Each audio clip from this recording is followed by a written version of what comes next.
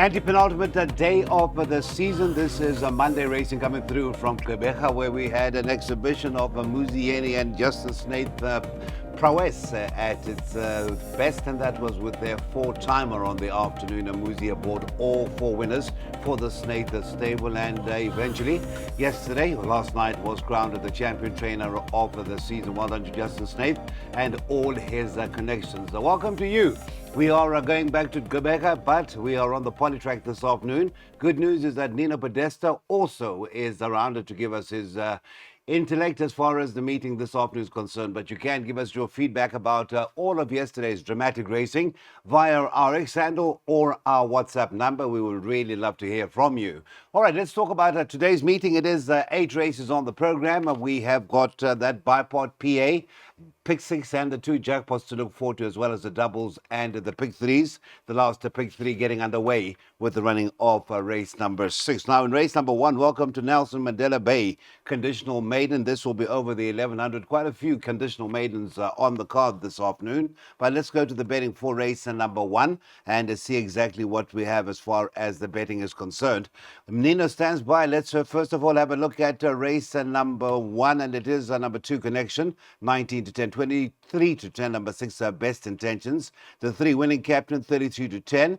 Nibble at the 5, Colonel Green, 9 to 2 into 4 to 1. That is support, 15 to 2, and better bar those. Well, talking about Best Intentions and winning captain, let's welcome Mr. Nino Podesta to the show this morning. Very well played Friday. You were very much very, very hot. You caught the big 6, you caught the jackpots, and I think you certainly are showing a massive profit after Friday. Welcome, Nino. Yeah, thank you, Cecil, and good morning to you.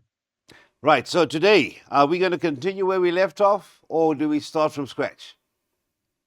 No, I think we're going to start from scratch here. It's a very limited, Cecil, and even some races with small field, there's lots of chances. So you're going to play very cautiously, and even if you take percentages today, I think you can get a nice dividend.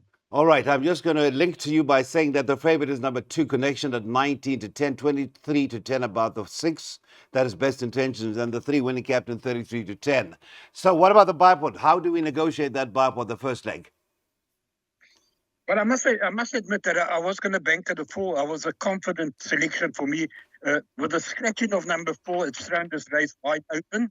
I do like Connection and Best Intentions. They're all my first 2 choices. But I also give chances to number 1, Warsaw, and number 3, Captain. So in the bipod, I haven't taken any chances. I've gone all of 1, 2, 3, and 6. And obviously the other horse to consider would be the 5, Colonel Green. But I think he's always been coughing after race. So I don't know if there's something wrong there. So 1, 2, 3, and 6, and then the 5. All right, so that is 1, 2, 3, and 6. So first, the race of the afternoon off at 12:30.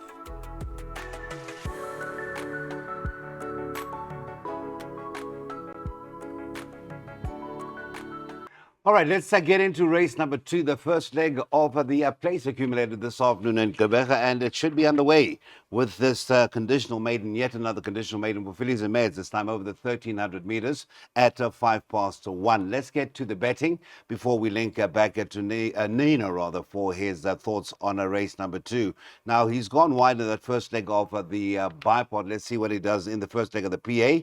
La Penquenita is the 2, that is at 2 to 1. A nibble at the 5. Tartan Queen, that is now into 28 to 10 from 3 to 1, 11 to 2, and a better bar those. So 1,300 is the distance they travel, Mr. Podesta, and it looked like Tartan Queen was the one anti-post, but I'm sure you're going to guide us in possibly the safest way to negotiate the first leg of the PA. Yeah, Cecil, I think the horse to beat here is number 2, La Pecanita. I think she's going to enjoy the drop down to the 1,300, and she's got a bit of a tricky draw to overcome, number 9. So then has Tartan Queen, who's drawn 10. So the horse that I think is the danger to La Pecanita is a well-bred number 4, Green Fame. I've gone only the 2 horses in the PA and the bipod. Obviously, the next horse to add would be Tartan Queen, but I think we should be okay with 2 and 4 in the PA. In the bipod, maybe they'd want to consider add in number 5, Tartan Queen. All right, let's just confirm your selections. It is the 2 and 4 rather than the money horse to back up the 2. You've gone with the 4 in the colours of the Vernus family. Outlay is 192 Rand and we're off at 1:05 with that first leg of the PA race 2 at Fairview.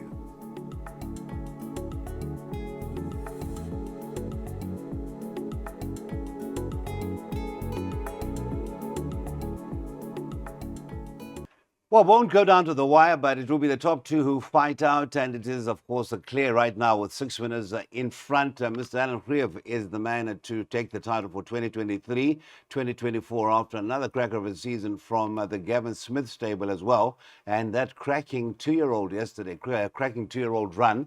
I think that was the race that was won by Cat's Pajamas, one of the graded features. Nonetheless, let's get to race number 3, and it is Kelly Mitchley who saddles a favourite. That's a 4, Crimson Comet at 17-10. The One Island Master, 33-10. Number 9, Dance Mo is at 33-10. It's 11-2 and better, bar those quoted runners. So again, a trappy-ish start to the pick 6. Do you think we can take a chance with the bankering, the short price favourite, or you think a few horses have a chance?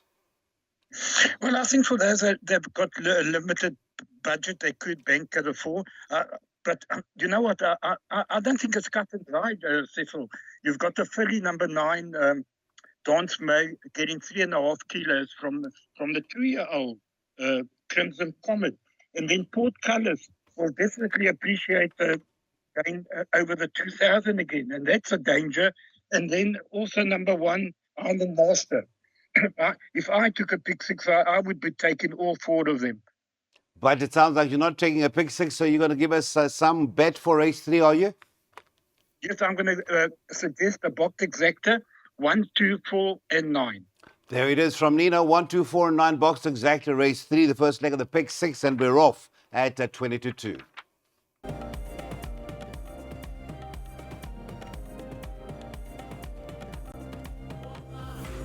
As mentioned at the top of the show, this is the anti-penultimate day of the season. Just the 3 meetings to go locally. Tomorrow, Vaal, and Wednesday, we are in KZN. Now, we're focusing in on the Fairview meeting, and we get into that first leg of the first jackpot of classified stakes over the 2,200 meters. And looking at the markets for race number 4, it does just tell you that it is going to be a trappy afternoon, even though the fields are pretty small. The Inkozana, that is the 4, has been nibbled at into 22-10 from 23-10. To give us the smilers at 13-5, and then it's 28-10, and a better bar those quoted runners. Let's get to Nino and hear what he has to say about the Inkozana, who certainly made the transition from the Highveld to the Eastern Cape and has done that seemingly seamless, if you excuse the pun. Let's hear from Nino as to what he likes in race number 4. Nino, the Inkozana certainly has done very, very well, as had the 3 runs. The first was a pipe opener, then it was followed by a win, and then a second, both the good runs on the potty. Yes, and she's going to love going back to the 2,200 meters, the distance she won penultimately when she beat, let me just see here, the 2 or the, Give Us a Smile. Yes. But even though there's a 2 kilo turnaround in favor of Give Me a Smile, and there's a 2 kilo turnaround with Kenny Mumbo, I think she's still going to have the beating of them, because I thought she won quite easily, and she could have won by even further. So this is one of my more confident bets. I wouldn't be putting the rent money on it, but I think 22-10, she's worth, or he is worth each way bet. So confidently, in my personal assessment of the race, I think the Inkozana is going to be very, very hard to beat, and worth a small each way bet. Each way bet, that is the Inkozana there. That is Nino's suggestion of a good thing in race number 4. And we are also going to have a look at his jackpot. This is a play soccer 6, 10, and 13 classified stakes. And they are going over the 2,200 meters. Banker again, the Inkozana. And then banker the 4 in the second leg. And that is a Schlante Mouth. That will be coming up next as race number 5. 20 Rand is the outlay. And that's off at 2:15.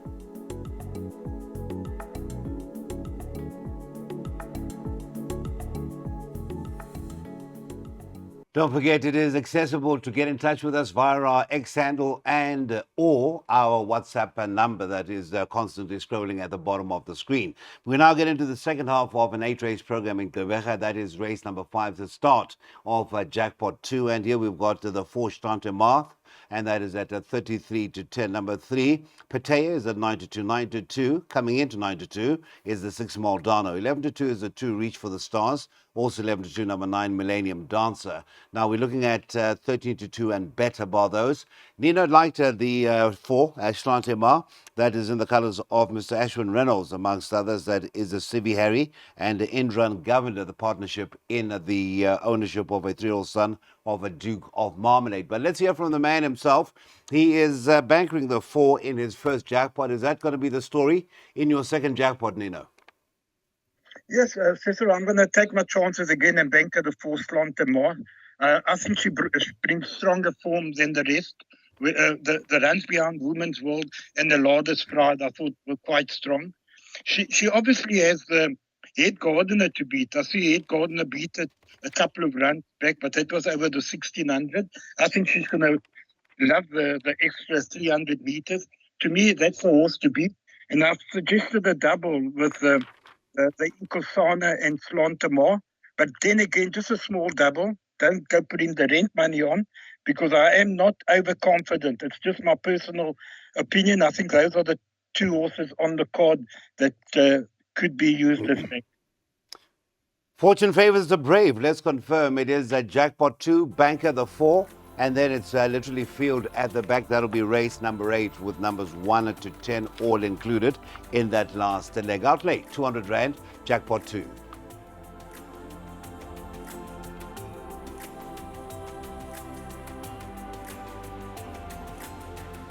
Right, we're getting into the first leg of the last pick 3 on the afternoon in Gqeberha this Monday. It's an off time of 15:25, and this will be a fillies and mares 62 over the mile. Looking at the betting, it is number 2, Hugs and High Fives at evens, your favorite. The 7, Magical River, is at 15 at 4. 4 to 1 is number 4, Seaside Trip. The 1, Kirandi, 9 to 1, along with the 5, $1 Million Girl, 9 to 1. It's 12 to 1, and better bar those quoted runners. I hope you've got a pick 3 suggested for us, and that is for race number 6, Racing 240 for Racing. We have that scratching, by the way, Nino, number 6. On the guest list as a scratching, leaving us a field of 8, but it does look a bit trappy, or maybe I'm misreading this race.